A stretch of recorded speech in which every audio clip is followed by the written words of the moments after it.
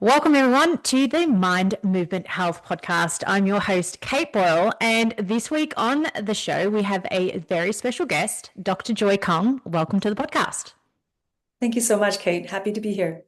Well, I'm excited to have you on because we haven't really talked about stem cell therapy at all yet on the podcast. And it's definitely, an emerging part of science. And it's just going to be great to sort of dive into some of the science today and how it's applied. And, is it sort of a standard therapy people are using nowadays? So before we do, can you please introduce yourself to our listeners?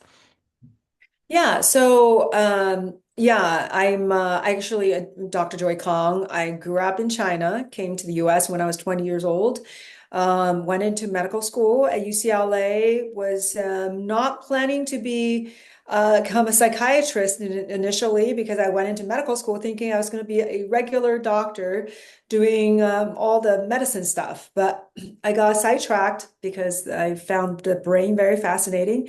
So I went into psychiatry, but I was performing some of the same functions as primary care doctors because most of my patients were very poor, and a lot of them don't even have primary care. They don't have the money, the resources. So I ended up taking care of a lot of their health conditions.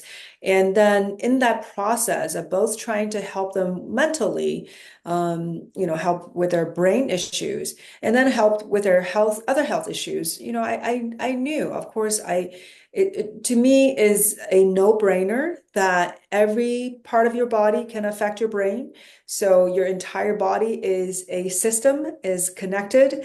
So when psychiatrists are only focusing on brain receptors, and it just is very short-sighted because everything can affect the brain. So in my search of a better way to help people, because I know if you just bombard the receptors, you are ignoring everything else that's affecting your body, such as if you're toxic, if you have toxins in your body, you have infections, if your hormones not balanced, you don't have the right nutrition, you don't have the right the mitochondria function. All these things can affect your brain function. You can't just focus on the receptors. So in that process, obviously, I'm mentioning all the realms of the new way of doing medicine, which is functional medicine or integrated medicine or anti-aging medicine. They're pretty much all different names for the same thing. They're all targeting the root causes of decline.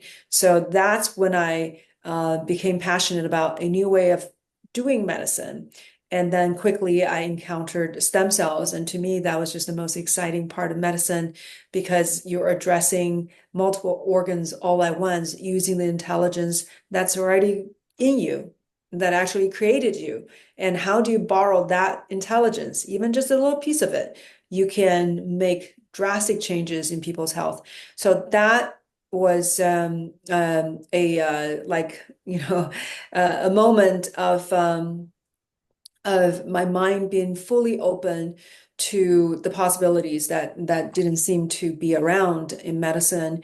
So I became specialized in stem cell therapy. I now have an academy. I've taught hundreds of doctors. I'm doing a certification course next week. So that's kind of my journey. And bringing in stem cell therapy to my patients, but at the same time, using other modalities to make sure that the stem cells are actually going to work the best because your body is a complex whole. So that's kind of my journey in a nutshell. Hmm. Well, I know integrated medicine, has definitely come to the forefront now, which is great because, as you sort of said, if we don't address those other parts of the body, then how are we expecting one sort of thing to work? But when it comes to stem cell therapy, for somebody listening in, not maybe knowing what it is, can you give an explanation of what it is and how it's applied? Yeah. So stem cells are these primitive cells in our body that's everywhere. Anywhere you have an organ, there are organ-specific stem cells waiting to be signaled to divide. So the moment let's say your liver, a liver cell is bad, didn't is dying, not doing well. Then supposedly the liver stem cell is supposed to divide and replenish and replace that cell, right? That's a source for new cells and new tissue. So any organ will have these cells. However, there are other cells that have broader actions, such as mesenchymal stem cells. They're all along your blood vessels. Anywhere you have blood vessels, you have these cells ready for action to look to detect if anywhere in your body there are deficiencies, there are inflammation and injury, and they can go there and help promote that type of regeneration. And they actually talk with your organ specific stem cells to tell those cells to divide. So you have a kind of a generalist and then specialist, right? Stem cells in that sense. So you can use either, but what we found a very eloquent way of doing stem cell therapy is using those general cells, such as mesenchymal stem cells. That's just hovering all over your blood vessels. Anywhere you have blood vessels, you have these cells ready to work. And if we can isolate these cells and put it back into your blood, and they can travel to wherever place that needs repair, now they can conduct this symphony of regeneration. They can tell your local cells to repair, and they can also tell your immune system, come to this area, get your macrophages here and get your, whatever other lymphocytes into the area so we can actually change how that tissue is doing, because you want to make sure that you are going to be able to get away from inflammation. Inflammation is an acute reaction to injury and damage, but you can't be stuck there. The problem with modern disease is so many people's organs are stuck in that condition. So now if we can have a way of calming that kind of inflammation and change it to a direction, kind of reorient it to regeneration, now things can start to repair. So now you can bring in these cells directly into the body. You can get cells from various sources. You can get these mesenchymal stem cells from your own bone marrow, from your own fat, or people have gotten it from menstrual blood, from dental pulp, lots of places you can find them. But one of the most efficient ways, and I think actually the superior way, is using umbilical cord stem cells. These are from live healthy births. Babies are born. They don't need these cords anymore. They're always cut off and tossed in the trash. But now we know, don't throw it away. There are powerful healing components in there. So that's what we can take out and give it to people. In these tissue, there are a huge amount of mesenchymal stem cells, but there are also other kinds of cells, and they all work synergistically together. So they're all stem cells, but with different orientations. Like the cord blood has hematopoietic progenitor cells that can form all kinds of blood cells and have a lot of mononuclear cells. Most of them are just very primitive immune cells that can regenerate your immune system. You have endothelial progenitor cells that can generate the inner lining of your blood vessels, or the fibroblasts, right, helping form new connective tissue. So you have a range of cells. Now you can use all the cells in the umbilical cord to help tissue regenerate. So that's kind of like where the cells come from. Of course, where you put it, how you do it, that's a whole other science, and that's an art. Yeah.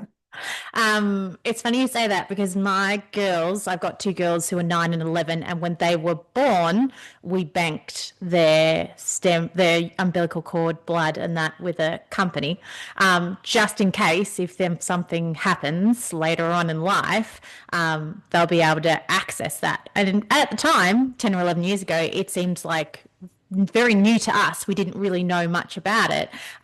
So it's interesting that, it's being brought up now.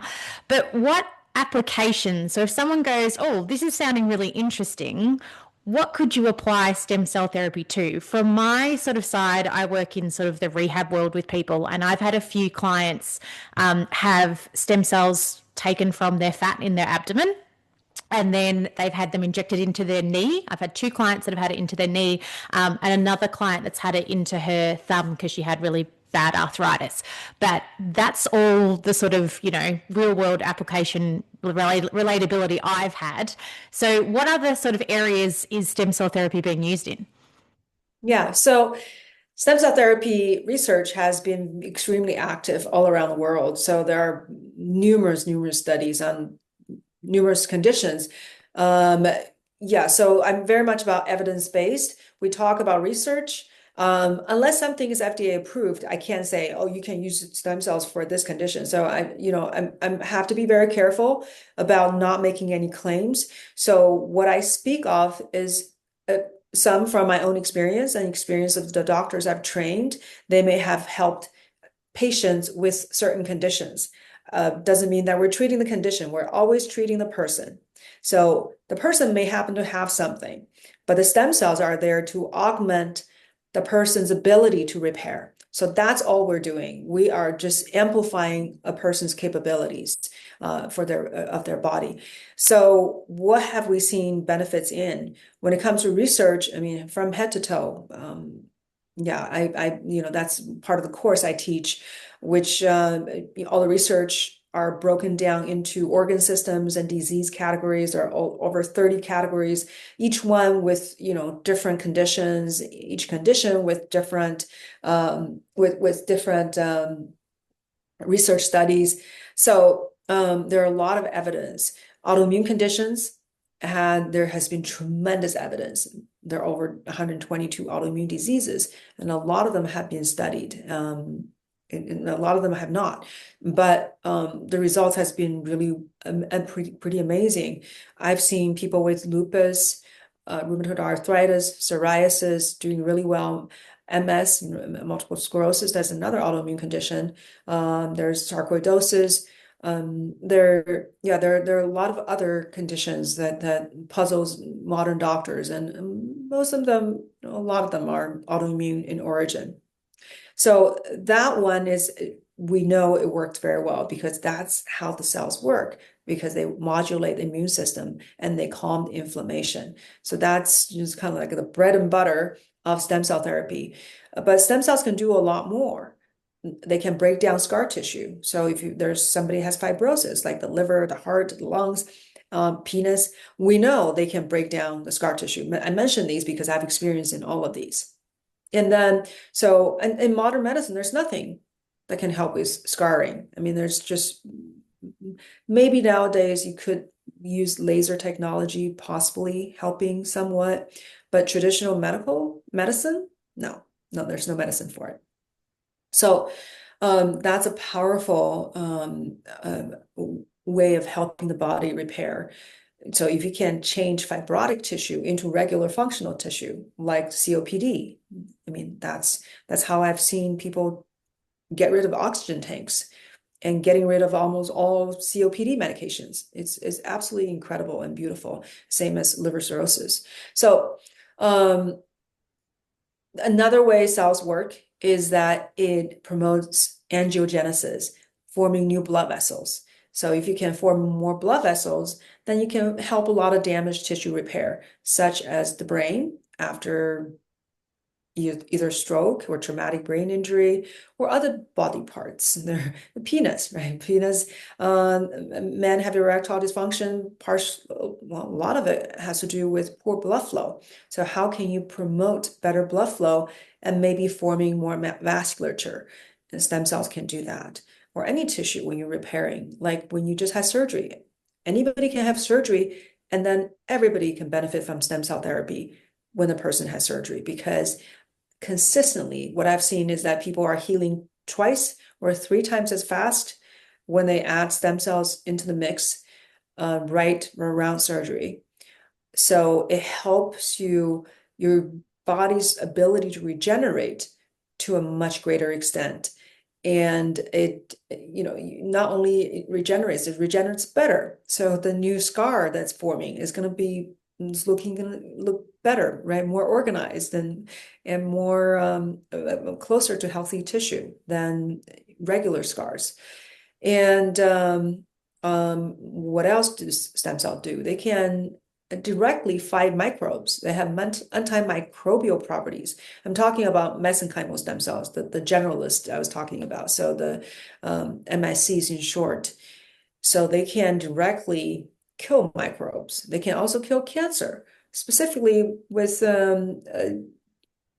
producing molecules that actually trigger apoptosis. So the cancer cells can just kill themselves. So, and it's been widely studied as a way to treat cancer. Um, they also can promote elevation of cellular energy, and one of them is through um, mitochondria transfer, because if you use young stem cells, unlike using your own, then you have your own mitochondria. However, your mitochondria is functioning, that's what you're getting. So you won't have an elevation of mitochondria energy compared to when you use very young sources, because young babies, they have pretty good mitochondria, because every time when you have a baby, there's nature, God, whatever you call it, has a reset process. So there's a reset. The mitochondria also is in a much healthier state. So the young cells can transfer mitochondria to the host, I mean, to the recipient. And then recipient cells can all of a sudden have higher energy. And stem cells also secrete these exosomes. So bilipid layer membrane particles, nanoparticles that they send out into the extracellular space to communicate with other cells. Within these exosomes contain microRNAs. It contains a whole bunch of stuff, lots of growth factors and a lot of cytokines, but they also contain microRNA. So these little pieces of the nucleic acid material, they actually can cross cell nucleus and attach to the recipient's DNA and start to make changes. They literally modify the recipient's DNA, well, mostly for the better, because they actually can promote genetic repair. So there's a lot of damages as we age. When we talk about epigenetic changes, that's the methylation patterns, etc. So these microRNA actually can go in and correct some of the abnormal formations, these consequences on the DNA. So that can promote much longer benefit. Imagine if the cell's DNA is repaired, now the cell may be functioning at a whole different level. So that's kind of the range of what they do. So if you look at the range of what they can do, you can sort of look at all these diseases and the mechanism of disease. If they have inflammation and immune dysregulation as part of the picture, the stem cells should be able to help. If they have tissue damage, they should also help, because that's what stem cells do. They go in there, they sense damaged tissue, and they promote regeneration. They send signals to local stem cells. So even just for those things, three things, you're covering a lot of conditions. But the antimicrobial, anti-cancer, those are really very welcome properties of the cells. So what have I seen it being great at? Autoimmune is wonderful, musculoskeletal repair. So people, that's what's known most for. So, a lot of chiropractors have gone into stem cell therapy. Of course, they're the most familiar with the musculoskeletal system, and that's what they tend to focus on, which is to treat joint, soft tissue disease damages. And we do a lot of that at our clinic. But we also have seen incredible results in patients with brain conditions like Parkinson's, MS, or even Alzheimer's. We've seen a traumatic brain injury, or people with internal organ issues, heart, lung, liver, kidneys, testes. So just most of the tissue that we encounter as humans. So the benefits continue to surprise me and surprise other doctors. Like we're excited. For example, I just talked to this other doctor who had two torn tendons in the shoulder. So the supraspinatus and subscapularis, and both are completely torn. So I would say, before I knew her, I would have said, you definitely need surgery. Please do surgery, but you can do stem cells. It's going to help you repair faster and better. But you should do surgery, because the ends have retracted. How are they going to find each other? Guess what? She didn't do surgery. She did stem cells, and her shoulder is fully recovered. I don't know how these tendons found each other, the two ends. The only way I can conceive is through energy, some kind of energetic field. that the tissue were growing toward each other. I don't know that it still puzzles me. I talk to other doctors about this. We're all dumbfounded. We don't know how to explain it. But hey, but it happened, and she has imaging to show. So what do you do with that information, Mm, right? it's So amazing.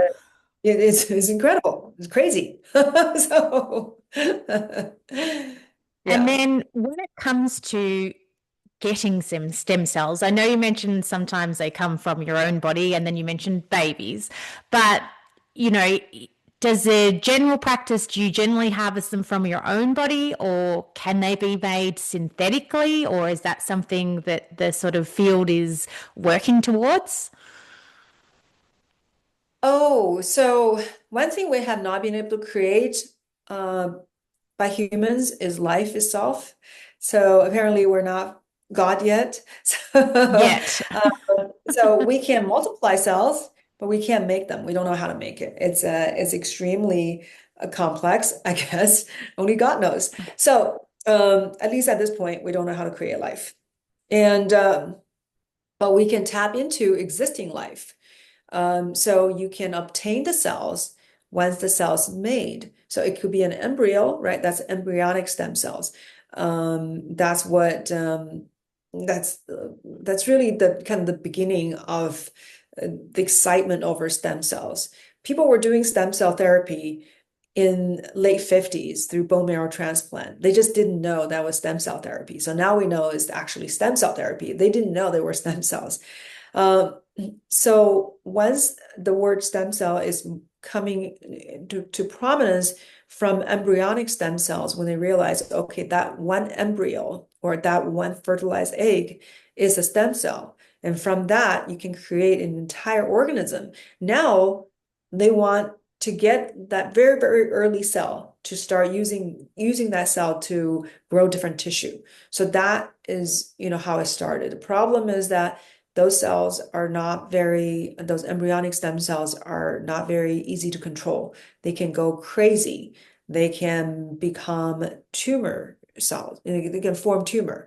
And because they have uncontrollable growth, sometimes you do wonder what's going on with these embryonic stem cells. You're a mother. Well, a lot of pregnancies don't come to fruition, right? So there are a lot of miscarriages. Why? Because a lot of times the baby was not properly formed. It cannot, is not viable, is not compatible with life. So whatever organs and systems that was formed, something went wrong. So a lot of time things go wrong. But when you get an embryo, you get a little fertilized egg and you create a little embryo. That embryo has not been tested. We don't know if this can form a viable human yet, but we're using that already. But we don't know if its genetic composition, everything it contains, is really going to allow a full, healthy human to be formed. But we're using that for therapy. So you can imagine sometimes it doesn't work out. So it's hard to control. Same with induced pluripotent stem cells. So you've heard of scientists getting skin, right, an adult person's skin cells, and give them certain signals to revert them back to the embryonic state. Mhm. So to me, that's like, oh my God, that's holy grail. Now we can have a full human. I can bring you back to your embryonic state and get whatever tissue we need. Problem solved, right? We're done. Unfortunately, where are we at? We're not nowhere close to utilizing those induced pluripotent stem cells from the adult body. The same thing happens. They often can be uncontrollable in their growth. They can form tumors. So we don't know how to control them yet. Yeah, so the agent they were using to revert them can have unforeseen consequences in these cells. So it's not a perfect technology yet. Yeah. But Well, but now you can extract it from existing umbilical cord when the baby, right, has been tested through fire. We formed a full human. We got it.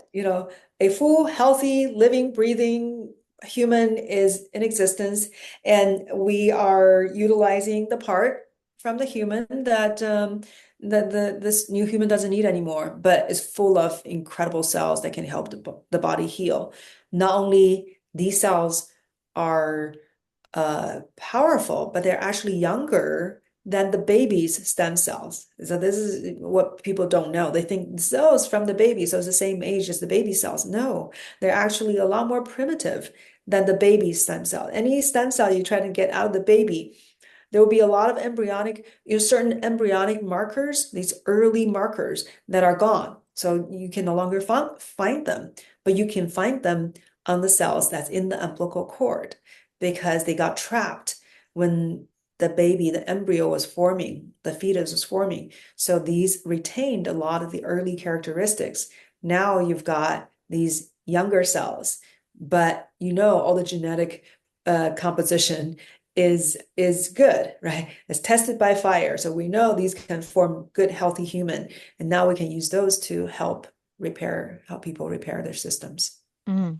And if there's somebody like, does age come into it as a factor? Like if you're working with somebody that maybe is 35 and let's say they've got an autoimmune condition, let's say just for, saying something that it's MS, and then you've got someone that's 60 who's got MS and maybe they're at the sort of same stages. Does it matter that they are at different ages? Like, will that affect the sort of outcome of the stem cell therapy, your own age or the age of your stem cells? Yeah. Well, everybody is very different. That's the thing, um, individualized medicine is really important. So yes, age is a huge factor. You're 60 years old versus much younger, your mitochondria, your genetic, changes and your oxidative damages, everything is going to be different. So yes, for older patients, we tend to give more cells because their body is more depleted in their ability to regenerate. But everybody, right? We all have different nutritional status. We have different microbiome. We have different genes. Everybody's different. So that's why you have to treat each person differently. Yes, age is an important factor. And that's one reason I would never use cells from somebody that's, well, I don't really do autologous stem cells, which means coming from your own body, because there's just no way that they are as potent as cells from the umbilical cord. I don't care if the person is 15 years old or 20 years old. Their cells is nowhere near as as uh, as potent in its ability to differentiate and to direct regeneration as the cells that's younger than 0 day old baby. So it just, yeah, there's no comparison. And I've done the comparison in my lecture and I posted on YouTube. If anyone's interested, they can just pull up, look for are all MSCs created equal? And I gave them the scientific studies comparing these different tissue sources. And it's it's not my words. It's from all the researchers from around the world. They found out they're not the same. And unfortunately, your own cells have declined in every aspect. They have less differentiation potentials, which means to become different types of cells in your body. They have less ability to secrete growth factors, they're less anti-inflammatory, less immune modulating, less neuroprotective. They have shorter telomeres. So that means the cells will, not live as long. They have more toxic accumulation, more genetic changes, just in every aspect. And most importantly, I think people really need to know is that they are less capable at detecting cancer.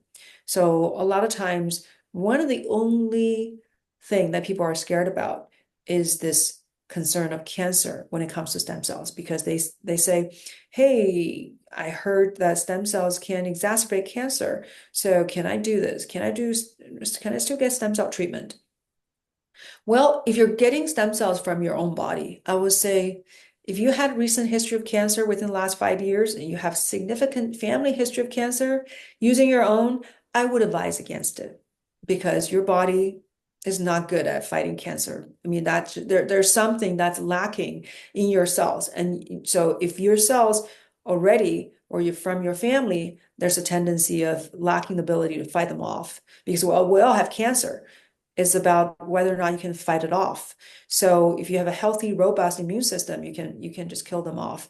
But if not, then you get cancer. So the fact that you got cancer already is demonstrating, is showing me something about your own system's ability to fight cancer. And now you're putting back your own cells, which has a tendency to tell things to grow. And then they've lost some of the capabilities of recognizing cancer. And that's what they've shown in research, comparing adult source mesenchymal stem cells with umbilical cord sourced mesenchymal stem cells. The adult source will promote cancer, whereas the umbilical cord cells will actually get rid of cancer. Like the same experiment on animals and in petri dish, the results are the same. So that's an important distinction. So just because you have stem cells doesn't mean you should use it. Is it a good one? Mm. And thinking about this, my brain is ticking away. With say the cord blood and the cord tissue that we harvested from my girls, if say, I tore my shoulder and decided that I wanted to have stem cell therapy, could I use would there be any difference using their stem cells from their cord blood because there's genetic relation? Or is it just like I could use any and it wouldn't make a difference? The answer is no. It's not going to make any difference. Yeah. Your babies are 50% identical to you. So there's still 50% that's different. They can be very helpful. So, but I don't think it's going to be much more helpful than somebody that's a stranger. That's not how the cells work. Because if we're counting on the ability of your cells to survive and live in your body, maybe if you have more genetic commonalities, that there's more chance of them to stay in the body once they differentiate. So when they differentiate, they start to express surface markers. When they are stem cells, they're kind of blank. So they're just like a blob of, of a cell that doesn't have anything sticking out that mark them as anything different from you. So your body thinks, okay, that's benign, innocuous, that doesn't bother me. But the moment this cell decided, okay, I'm going to become a heart cell, or I'm going to become a whatever muscle cell, now they have to gain function. What's gaining function? It's producing proteins.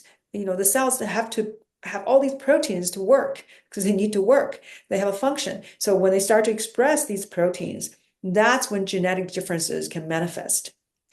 So if we're counting on the fact that these cells can become your tissue, then maybe it makes some difference. 50% identical versus whatever, 10% identical, maybe that will make a difference.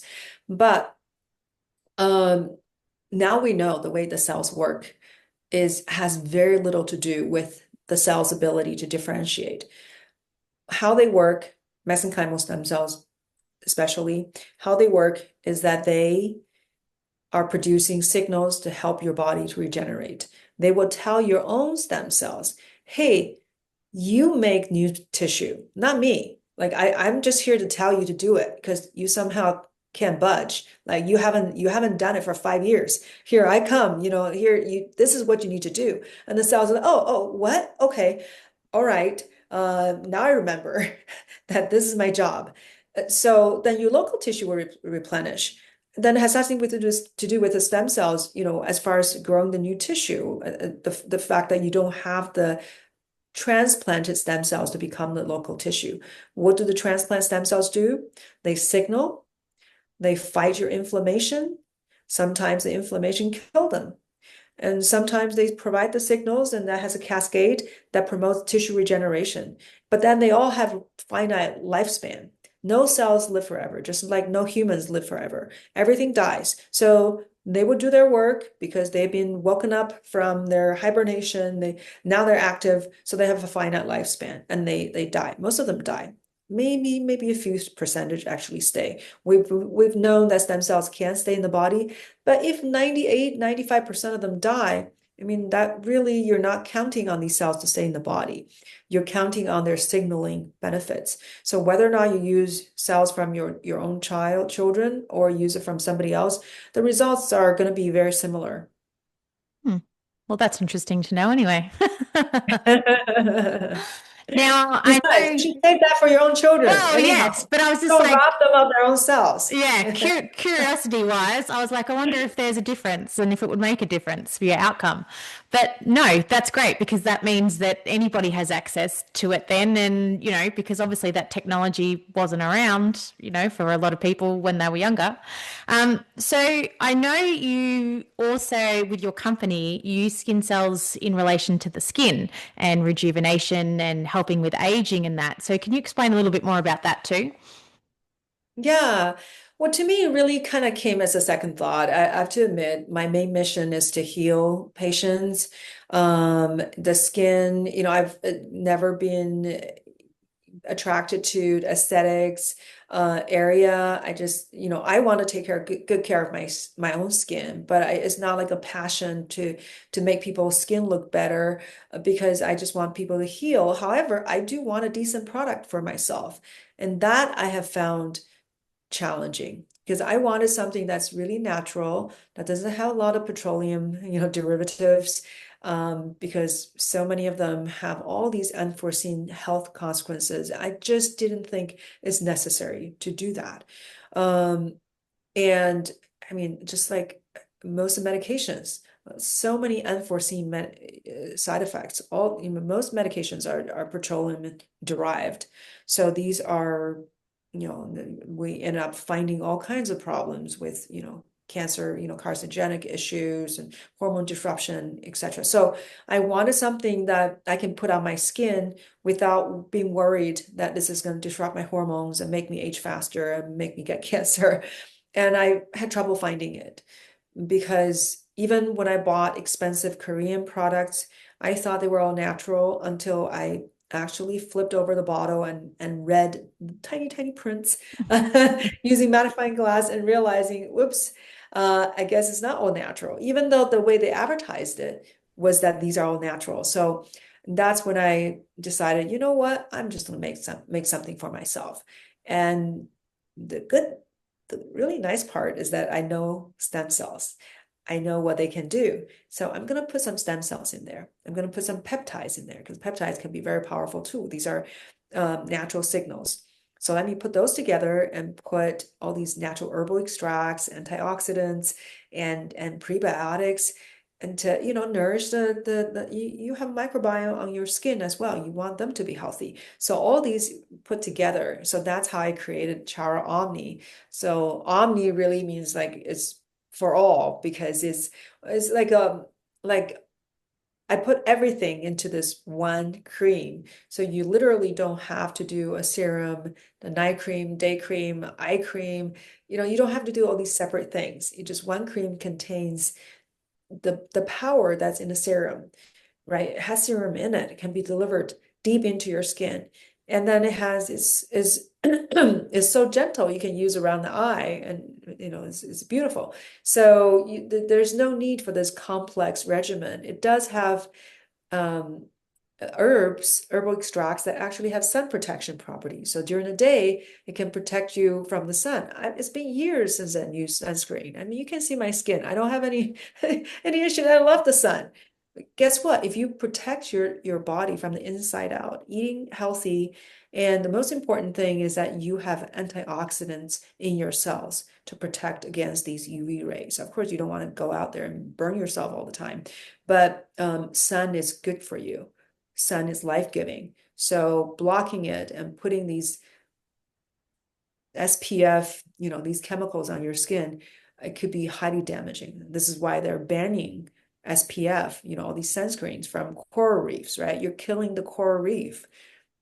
So why is it we can prevent people from damaging the coral reef, but not on ourselves? Why are we poisoning our own precious body? Yeah. So that's how I created cream, and it's yeah, it's really wonderful. It's that's the only thing that's the only thing I'm willing to put on my face. I've been given so many skincare products, and I just because I know what I put in my cream, and I know, yeah, I know what they do because I've heard from my patients and heard from customers, and it just nourishes your skin all day and all night long, and it's yeah. Well, we'll definitely put a link to that in the show notes. But people listening worldwide, can you get it worldwide or is it just US only at the minute? No, we ship everywhere. Okay, well, that's awesome for everyone to know too. Now, when it comes to someone sort of listening in and they're like, this sounds really great, but how do I find someone that may help me in with stem cell therapy? Is there, sort of an association people can look up or is it just trying to, do a Google search in your area? What should people be looking for? Yeah, that could be challenging because yeah, you don't know who's doing the right thing. But that's the same thing as every profession, right? So um, I would say a doctor that one has great reviews that people actually trust and love. Two, have some kind of education in this area. And it's really unfortunate to see how many doctors um, conduct stem cell therapy without much education because they don't understand even some of the very basic science, and they make these sweeping claims to patients and giving people false hopes. And that's not being a doctor, that's being a salesperson. So somebody that has gone through training. So this is one reason I set up an academy so I can train doctors to really understand what they're telling patients and how to do your treatment most effectively and in the safest manner. So the academy I founded is called American Academy of Integrative Cell Therapy, is AAICT.org. So people can go on there. Certain doctors, there are doctors who have done certification training with me, which I started not too long ago. So July 19th to 20th is when I'm going to do the third training. But the doctors who've done the training are and successfully completed are listed on the website so people can look them up. At least these are the doctors who really are willing to go the extra mile to educate themselves and be excellent. Yeah, so yeah, I think looking at reviews and making sure they have proper training, those would be important. Ask them, what kind of training did you get?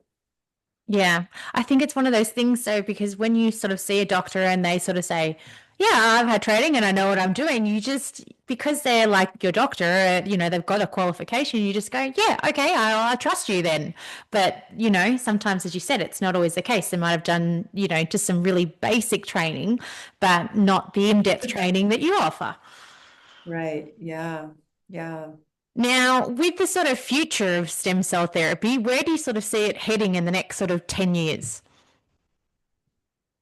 I'm really hoping that is going to be everywhere. So first of all, um, I don't think so far the entire what do you call it, pharmaceutical insurance conglomerates or the apparatus, medical apparatus, is friendly to stem cells, and that includes FDA. FDA is part of the apparatus. They take their, I think about 30% of their budget comes from big pharma.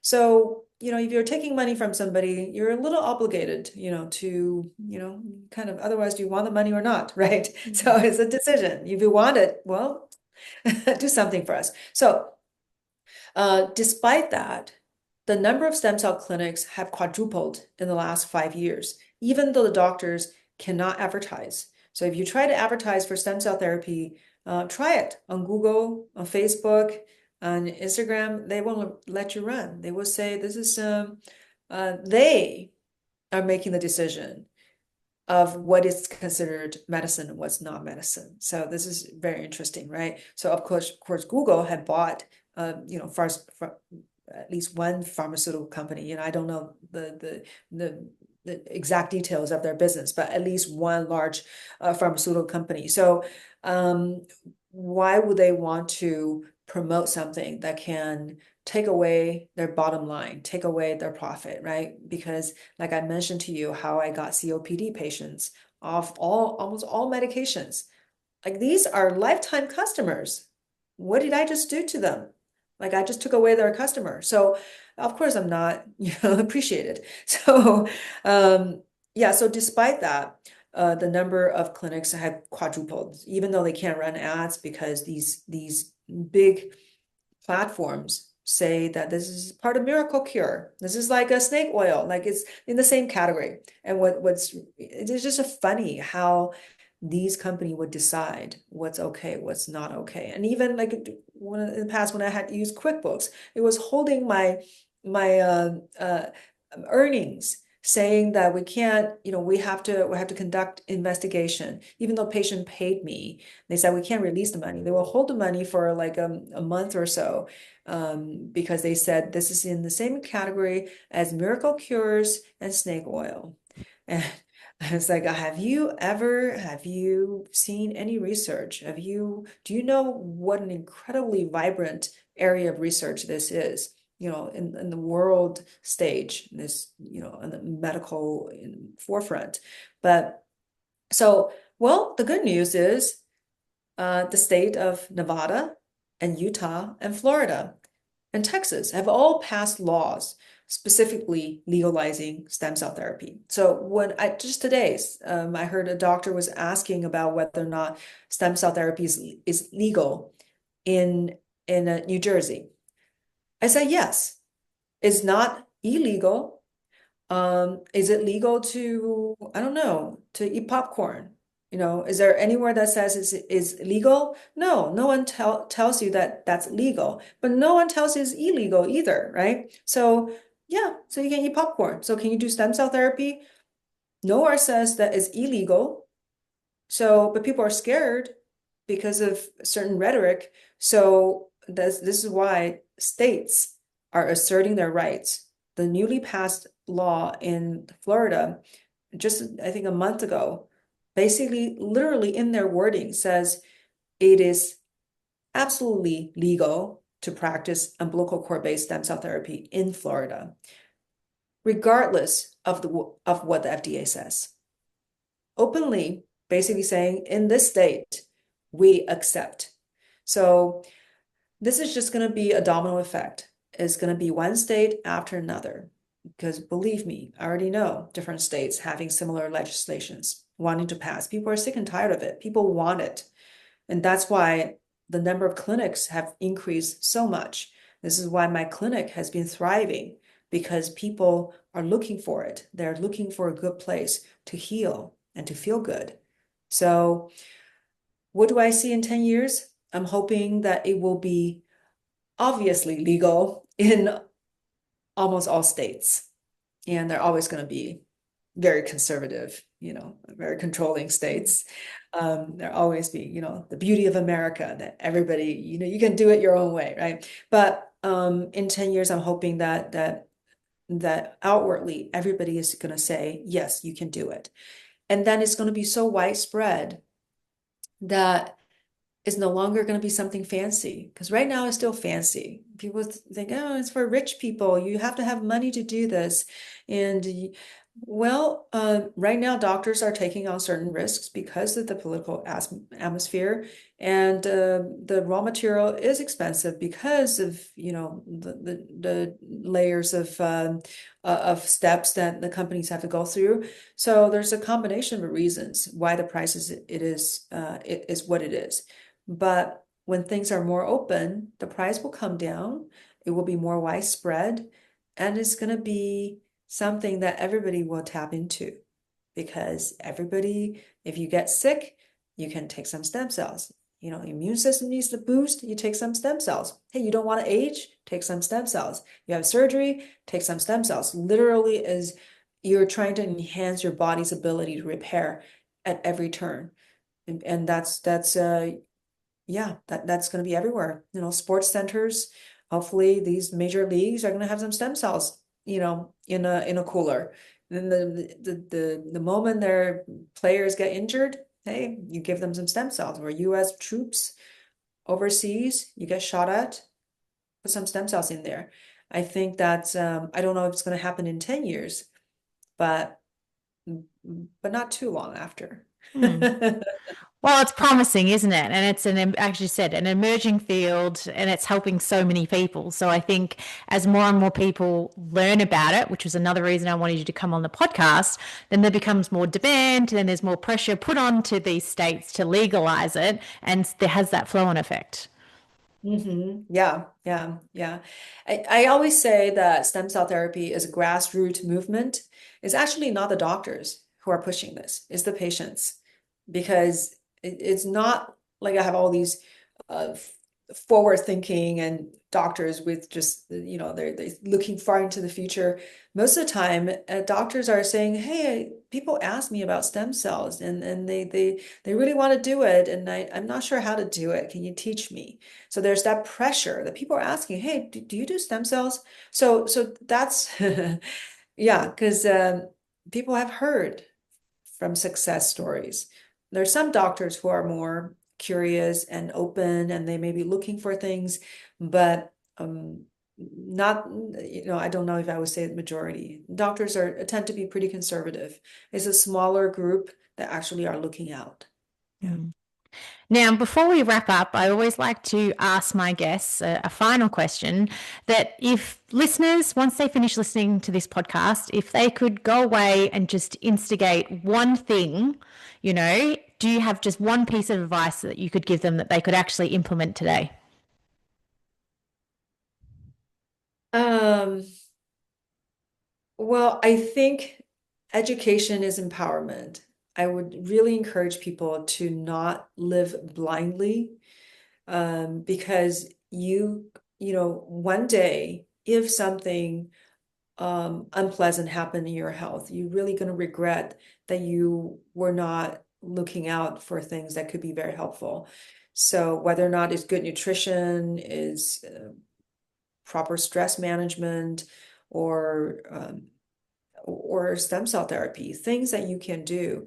So I think people need to just start to learn, start listening to some health-oriented podcasts like yours, right? To really get to, um, get to take some control over their health.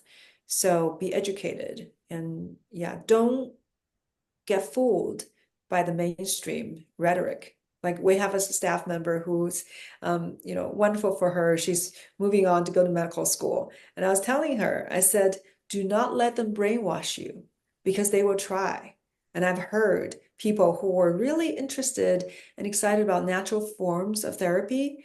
And then they go to medical school and they start to shift. They start to think that's not legitimate. And it is really sad. One day they will have to come, 360-degree back because they may not 360, 180. They will find out that you cannot discount nature as a form of a way of healing. Mm.